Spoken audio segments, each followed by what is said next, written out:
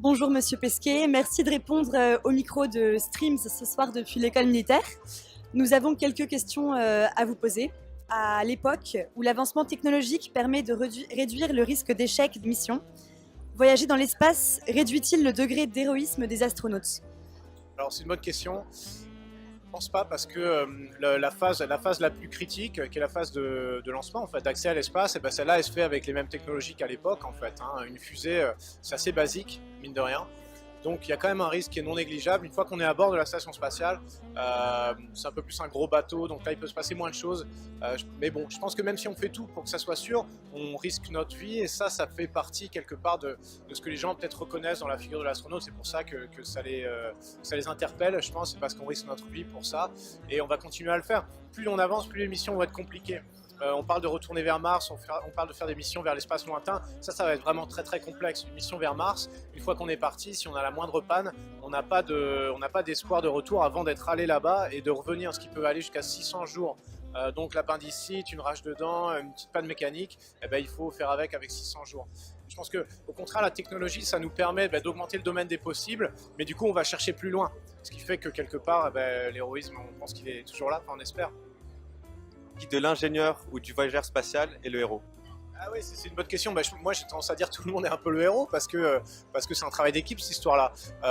Après, je pense qu'à un moment, la question qu'il faut se poser, c'est est-ce qu'on risque sa vie ou pas? La différence entre un chercheur qui est dans un labo, un chercheur qui est sur un volcan ou en Antarctique, c'est pas une différence de valeur, mais il y a quand même un élément qui, dans un cas, est là, c'est qu'on risque sa vie, c'est qu'on risque d'y laisser des plumes.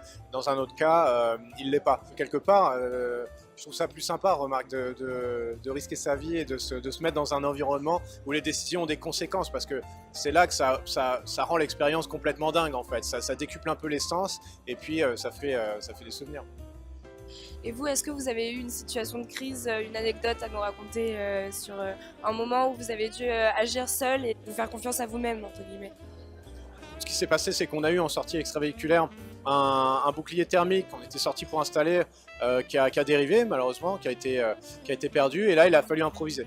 Il a fallu improviser parce que cette partie qui était exposée au rayonnement n'était pas faite pour ça, donc ça aurait provoqué des dommages sur la station spatiale, c'était pas acceptable. Et puis on n'avait rien, on était dehors, enfin moi j'y étais pas, moi j'étais à l'intérieur, je pilotais le bras robotique, mes collègues étaient dehors.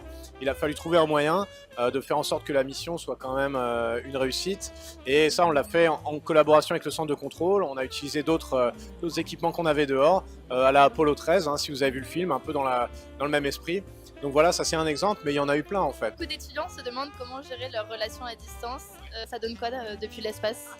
Écoute, bizarrement, c'est comme sur Terre, tu sais. On a des outils de communication modernes. Tu peux faire du Skype, tu peux faire du FaceTime, tu peux faire des WhatsApp calls. Enfin, pas depuis la station spatiale, on est d'accord. Mais on a quand même un peu l'équivalent. Moi, j'ai réussi à appeler ma compagne tous les jours pendant 196 jours, ce que je fais pas au sol, mais ce que j'ai réussi à faire depuis la station spatiale, donc c'est quand même pas mal. Même si parfois elle était en déplacement elle-même, donc il fallait l'appeler au Kenya. Je fais beaucoup plus qu'avant. Moi, j'ai mes collègues un peu plus âgés, ils me racontent qu'une mission de 6 mois dans la station Mir, c'était 6 mois sans parler à sa famille, sauf 5 minutes sur la fréquence, une fois toutes les 2-3 semaines, avec tout le monde qui écoute. Donc voilà, il y avait absolument une intimité. Voilà, on a bien évolué, et nous, aujourd'hui, dans la station spatiale, c'est pas si mal en fait. Un petit mot pour les étudiants de l'ESCP. Les étudiants de l'ESCP, évidemment il faut bosser, ça c'est sûr. Rien n'est facile en fait. Être astronaute c'est pas facile, mais rien n'est facile. Tu vas être médecin, tu vas être pilote, tu vas être prof, tu vas être tout ce que tu veux. Il n'y a rien qui est facile. Par contre tout est possible. Je pense qu'on a la chance de vivre dans un pays où absolument tout est possible, mais rien n'est facile. Et souvent les gens confondent. Moi quand j'étais jeune je confondais un peu. Les trucs étaient difficiles. Je me disais ah non mais j'avais l'impression qu'il fallait que ce soit facile pour me lancer dans une voie. Alors que c'est pas vrai. C'est normal que ce soit difficile. Voilà, donc tout est possible, mais rien n'est facile.